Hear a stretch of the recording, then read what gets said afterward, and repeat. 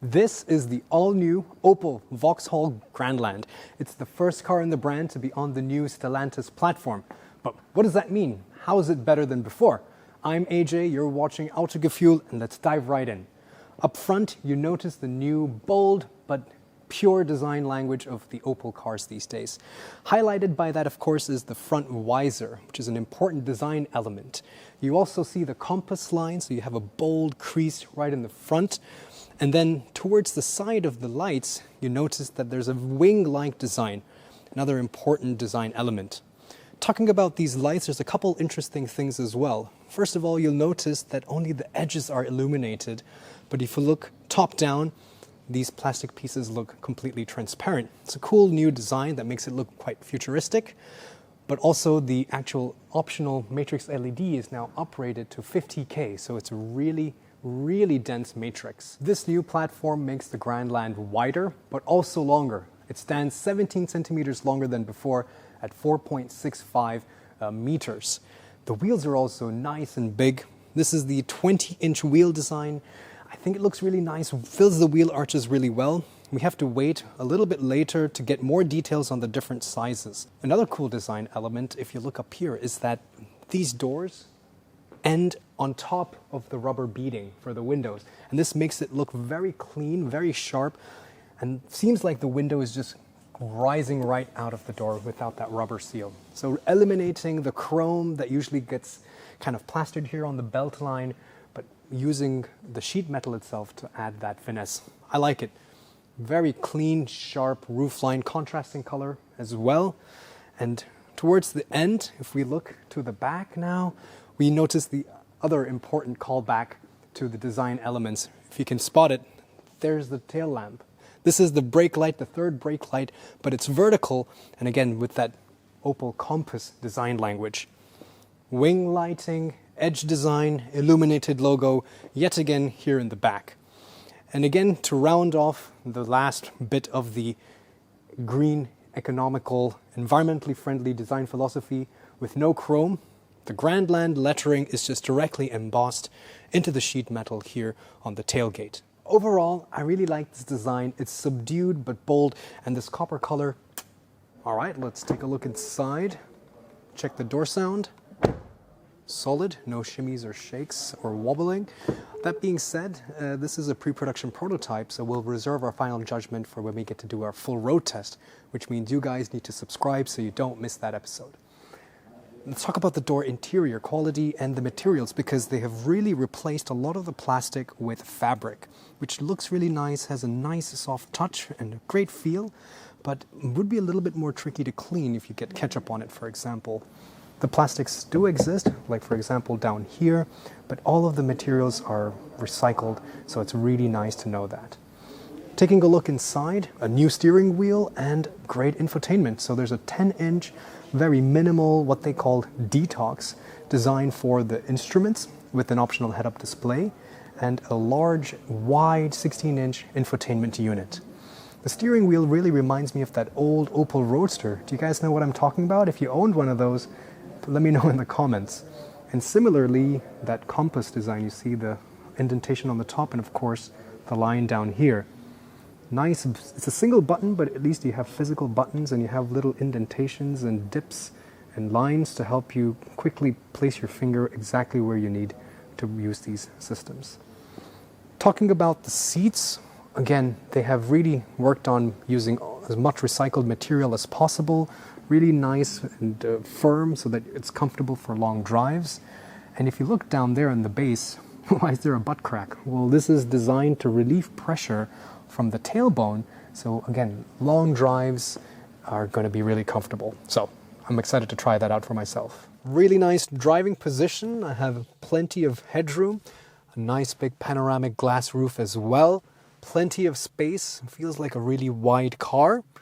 And these seats, you know, with this this butt crack, it doesn't feel strange. It feels really natural. So I'm curious to see how it performs on long drives with that, you know, relieving the tailbone's stress. Materials on the top of the dash are quite nice.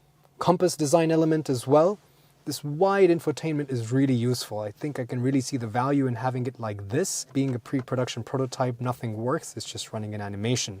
But what I also really love is the fact that we have actual physical knobs and buttons for the volume, for the temperature and fan speed. So really well executed in my books. This is another funky, cool looking thing. What is it? Well, there you have your wireless phone charger and a couple USB-C ports.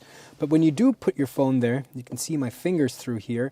So sitting here as a driver, this angle kind of magnifies my phone screen for me so I can see what's going on without having to peer in. Useful or not, we'll see later on. This definitely is useful. This is a versatile slot, so you can move these individually, so you can create space for different sized cups and bottles, and even have a little space in the middle as well. Very Citroën, very Peugeot, so very Stellantis selectors here for the drive mode. Looks really nice. And finally, some extra storage below the center armrest.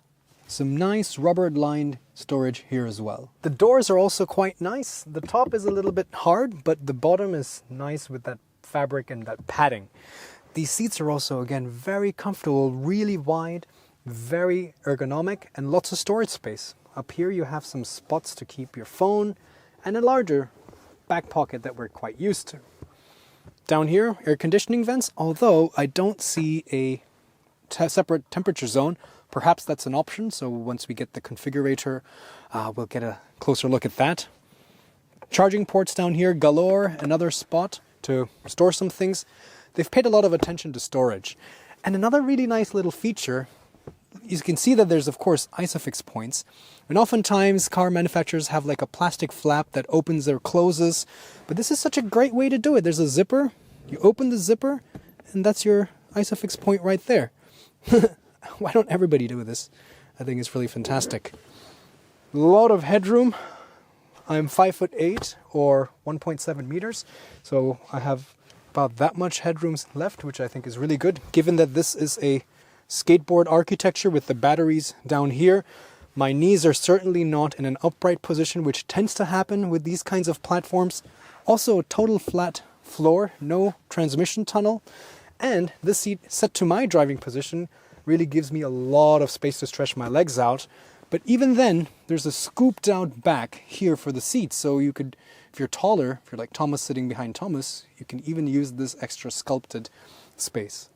And last but not least, center armrest with cup holders and a place to keep your iPad. And as standard, the Grandland will have 40-20-40 split folding seats. All right, let's take a look in the trunk. Now with this new Stellantis platform, the rear seats also have more room, but so does the trunk. In fact, this is 550 liters of boot space. If you were to put the seats down, it's 1,640 liters. It's quite a lot. For reference, here's Michelle's cabin trolley bag. You can see how easily it fits in. You can put two side by side. You can stack them vertically. And I've got the trusty Autogefuehl German-style ruler across the middle where we have the longest length possible. We have just about 98 centimeters, which translates to about 38.5 inches. So long items, not a problem. And you can also adjust the floor. So you can also move this up, and in this way you have a flush loading area, so when you're removing your suitcases, you don't have to lift it over the lip. If you were to fold the seats down, you get a pretty flat loading bay, and this says it's 175 centimeters or about 69 inches. But the problem is there are no switches in the back to fold the seats. You got to come up here to do that. Opel has been quite tight-lipped with the specifications, but instead they gave me this. This is the Stella Medium platform. First appeared on the Peugeot 3008, and now the Grandland, of course, also as a Vauxhall, will be the second model in the lineup to have this. As you can see, this is a skateboard architecture, a born electric vehicle, because that's the space for the battery pack right there.